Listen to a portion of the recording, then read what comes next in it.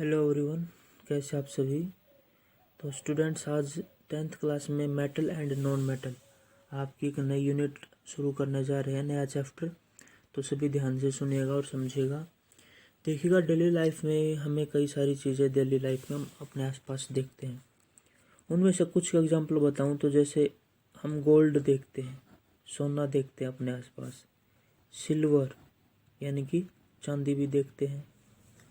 उसके बाद आयरन जैसे कि लोहा भी देखते हैं हम। उसके बाद है एल्युमिनियम, एल्युमिनियम भी आप देखते हैं अपने आसपास, मेटल है, यूज होती है। उसके बाद आप लेबोरेटरी में देखेंगे तो आपको हाइड्रोजन भी देखने को मिलेगी, हाइड्रोजन भी आप देखेंगे। जैसे आयोडीन है, आयोडीन भी आपको देखने को मिल जाएगी। और उसके साथ साथ आपको कार्बन भी देखने को मिल जाएगा। तो ये जो कुछ एग्जांपल्स मैंने आपको बताए, ये क्या है। देखिएगा, अगर आप गोल्ड सोना देखेंगे तो सोने के अंदर आपको एक चमक दिखती है। इसी तरीके से सिल्वर है, सिल्वर के अंदर भी आपको एक चमक दिखती है। लोहा है, लोहे के अंदर भी आपको चमक दिखेगी, यानी कि एल्युमिनियम। गोल्ड, सिल्वर, आयरन और एल्युमिनियम ये सभी मेटल्स हैं। ये जो चारों के चारों मैंने एग्जांपल लिखे यहाँ पे आपके मेटल्स हैं। तो इनकी पहचान कैसे होगी कि ये मेटल्स हैं। आपने सभी में देखा होगा कि इन सभी में एक कॉमन प्रॉपर्टी ये होगी कि ये जो चारों ही एग्जांपल मैंने आपको बताए, इन चारों के चारों में कॉमन प्रॉपर्टीज ये होगी कि इनमें हार्डनेस होगी, यानी कि ये कठोर होते हैं। सोना, चांदी, लोहा, एल्युमिनियम, आपने देखा होगा जब आप उनको छुएंगे तो उनके अंदर हार्डनेस होगी। दूसरी जो प्रॉपर्टी होगी जिससे आप इसको पहचानेंगे वो होगी इनके अंदर लस्टर की, यानी कि इनके अंदर चमक होगी, लस्टर होगी इसके अंदर, चमक। और जो तीसरी जो चीज़ यहाँ पे हमें देखने को मिलती है कि ये डक्टाइल होते हैं।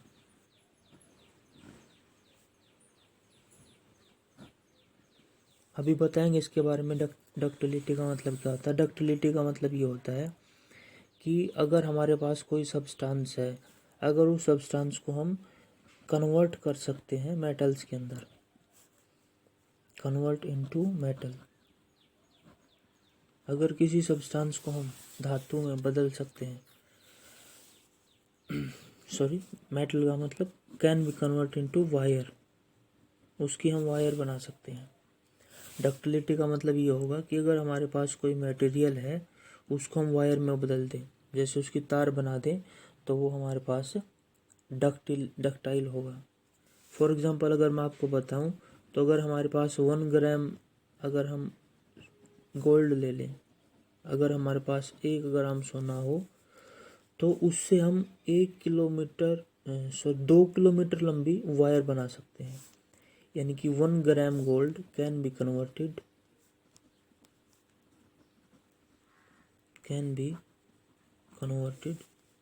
Into 2 kilometre wire.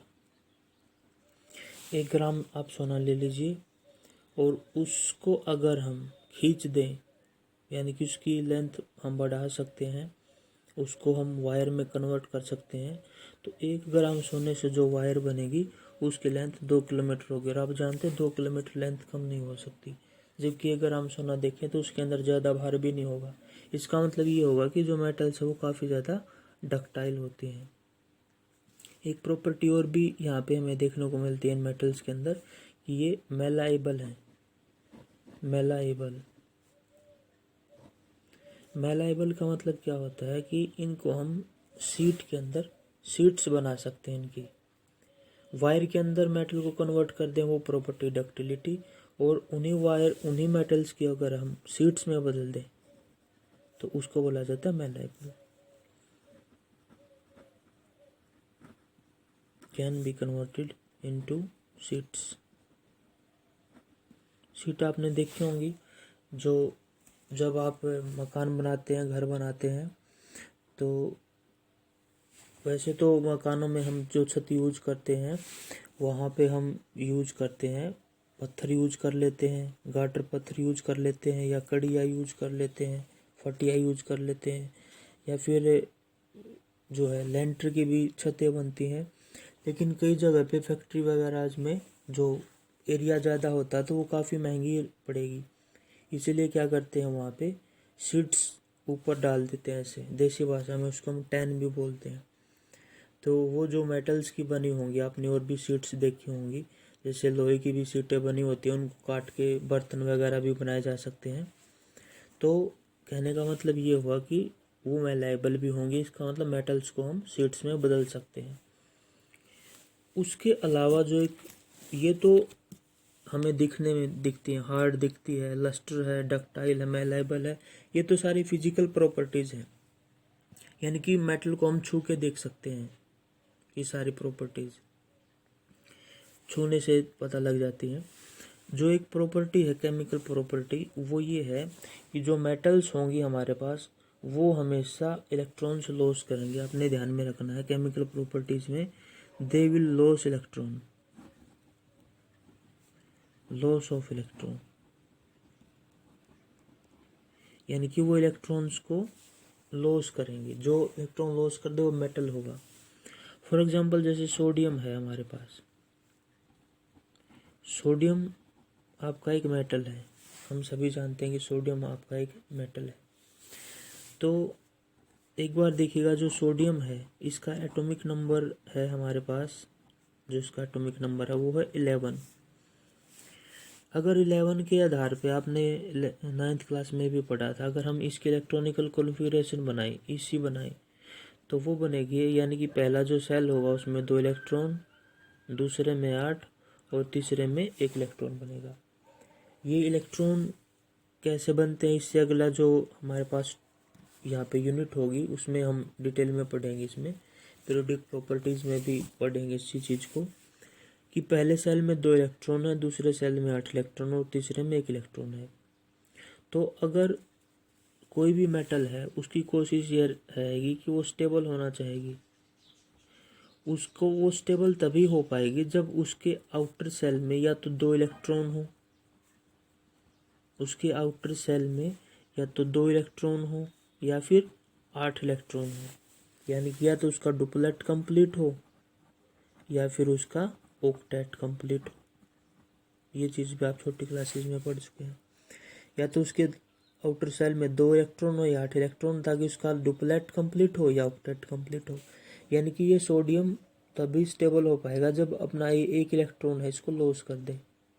तो अपना 1 इलेक्ट्रॉन लॉस करेगा तो इसके आउटर में 8 रह जाएंगे तो स्टेबल हो जाएगा। इसका मतलब अपना एक इलेक्ट्रॉन्स जो ज़्यादातर है वो अपने मेटल्स जो ज़्यादा है वो अपने इलेक्ट्रॉन्स को लॉस करते हैं। तो ये हमने कुछ कॉमन प्रॉपर्टीज़ देखी हैं मेटल्स की। अब हम बात कर लेते हैं कुछ नॉन मेटल्स की भी, कि नॉन मेटल्स क्या हैं और उनके कुछ एग्जांपल्स भी देख लेते हैं। जैसे कि मैंने आपको बताया जो सभी गैसेज होती हैं, मेटल्स ज़्यादातर सॉलिड फॉर्म में मिलती हैं, और जो नॉन मेटल्स हैं हमारी वो ज़्यादातर गैसेस फॉर्म में मिलेंगे या नॉन सॉलिड फॉर्म में मिलेंगे। जैसे हमारे पास आयोडीन है, आयोडीन गैसेस फॉर्म में होता है। कार्बन है, कार्बन एक नॉन मेटल हमारे पास। इसी तरीके से सल्फर भी है हमारे पास। कई सारे मेटेरियल हैं, तो इनके बारे में हम ज़रा बात कर लेते हैं एक बार। तो अगर हम टेक्निकल तौर पे देखें तो नॉन मेटल्स क्या होंगे? नॉन मेटल्स वो होंगे जो कि इलेक्ट्रॉन्स को गेन करेंगे। ध्यान रखिएगा केमिकल तौर पे इलेक्ट्रॉन्स गेनर होते हैं। ये इलेक्ट्रॉन्स गेनर होंगे। जैसे मैं आपको अगर बताऊं तो यहाँ पे हम एक एग्जांपल ले लेते हैं क्लोरीन का। क्लोरीन हमारे पास एक गैस आप सभी जानते हैं Cl2, और ये एक नॉन मेटल है। कैसे पता लगा? अब आपको पता है जो क्लोरीन है उसका एटॉमिक नंबर हमारे पास 17 होगा। 17 है इसका एटॉमिक नंबर। तो 17 है तो इसका मतलब जो इसका पहला सेल होगा उसमें 2 इलेक्ट्रॉन होंगे, दूसरे सेल में 8 इलेक्ट्रॉन होंगे और तीसरे सेल में 7 इलेक्ट्रॉन होंगे। 9th क्लास में एटॉमिक मॉडल में आप ये चीज़ पढ़ चुके हैं कि एटॉमिक नंबर 17 है और पहले सेल में 2 इलेक्ट्रॉन, दूसरे में 8 और तीसरे में 7। इसका मतलब ये हुआ कि इसे अपना ऑक्टेट कंप्लीट करना होगा, ऑक्टेट कंप्लीट करना होगा। तो ऑक्टेट कंप्लीट या तो ये करे कि क्लोरीन एक इलेक्ट्रॉन ले ले, तो इसके अगर एक इलेक्ट्रॉन लेगी तो 7 है तो 8 इलेक्ट्रॉन हो जाएंगे, या फिर ये करे कि ये 7 के साथ इलेक्ट्रॉन को लॉस कर दे। अगर 7 के साथ इलेक्ट्रॉन लॉस होंगे तो भी आउटर में 8 रह जाएंगे। अब 7 इलेक्ट्रॉन लॉस करना, और लॉस करेगी तो किसी को गेन भी करने होंगे 7 इलेक्ट्रॉन्स, तो ये क्लोरीन के लिए काफ़ी मुश्किल काम है 7 इलेक्ट्रॉन्स को लॉस करना। अगर कहीं से क्लोरीन को एक इलेक्ट्रॉन मिल जाए, यानी कि 1 इलेक्ट्रॉन ये गेन कर ले कहीं से, तो भी इसके 8 इलेक्ट्रॉन हो जाएंगे, तो भी इसका जो है ऑक्टेट कंप्लीट हो जाएगा। तो हमने देखा कि जो टेंडेंसी है नॉन मेटल्स की इलेक्ट्रॉन को गेन करने की है। अब ये क्लोरीन एक इलेक्ट्रॉन गेन कहाँ से करती है? जैसे मैंने आपको बताया था, जो सोडियम था उसके पास एक इलेक्ट्रॉन एक्स्ट्रा था, और यहाँ पे क्लोरीन है, इसके पास इसको एक इलेक्ट्रॉन की ज़रूरत है। तो इस तरीके से हम देखते हैं कि यहाँ पे बॉन्ड भी बनते हैं NaCl। Na अपना एक इलेक्ट्रॉन लॉस कर देगा, लॉस करेगा तो इसके ऊपर पॉजिटिव चार्ज आएगा। इसी तरीके से क्लोरीन एक इलेक्ट्रॉन को गेन कर लेगा तो इसके ऊपर नेगेटिव चार्ज आएगा। तो पॉजिटिव और नेगेटिव आयन बन के यहाँ पे NaCl सोडियम क्लोराइड बना देंगे कंपाउंड। तो हमने देखा कि जो नॉन मेटल्स हैं वो इलेक्ट्रॉन्स को गेन करेंगे, जबकि जो मेटल्स हैं वो इलेक्ट्रॉन को लॉस करते हैं। तो इस तरीके से ये यहाँ पे हमें नॉन मेटल्स की डेफिनेशन भी पता लगी कि नॉन मेटल्स वो होंगे जो इलेक्ट्रॉन्स को गेन करेंगे। और एग्जांपल से आप समझ सकते हो, जैसे सल्फर है। अब सल्फर भी हमारे पास एक नॉन मेटल है, इसका एटॉमिक नंबर 16 है। तो पहले सेल में 2, दूसरे में 8 और तीसरे में 6। अब इसकी टेंडेंसी ये होगी कि 2 इलेक्ट्रॉन को गेन करे, तो सल्फर क्या करेगा? 2 इलेक्ट्रॉन को गेन करेगा, क्योंकि 6 है तो इलेक्ट्रॉन गेन करेगा। तो इसका मतलब ये भी क्या होगा? हमारे पास एक नॉन मेटल होगा, इलेक्ट्रॉन गेनर है ये। तो आई होप स्टूडेंट आपको ये जो हमारा नया यूनिट का जो टॉपिक है, बिल्कुल बेसिक टॉपिक है, मेटल और नॉन मेटल्स क्या हैं, उनके एग्जाम्पल कौन कौन से हैं, उनकी प्रॉपर्टीज़ क्या हैं, मेटल्स की क्या प्रॉपर्टीज़ हैं, नॉन मेटल्स की क्या प्रॉपर्टीज़ हैं, और आने वाले टाइम में इनकी और भी प्रॉपर्टीज़ जो हम डिस्कस करेंगे। तो बिल्कुल बेसिक लेक्चर है स्टूडेंट्स, इसको आपने सभी ने अपनी कॉपीज़ में नोट डाउन करना है, नोट्स बनाने हैं। कोई डाउट है तो उसको कमेंट सेक्शन में पूछना है, और वीडियो को शेयर करना, लाइक करना है। आपका अपना चैनल है, इसको सब्सक्राइब करना है। आई होप स्टूडेंट आपको ये चीज़ अच्छे से क्लियर हुई होगी। Thanks for the watching.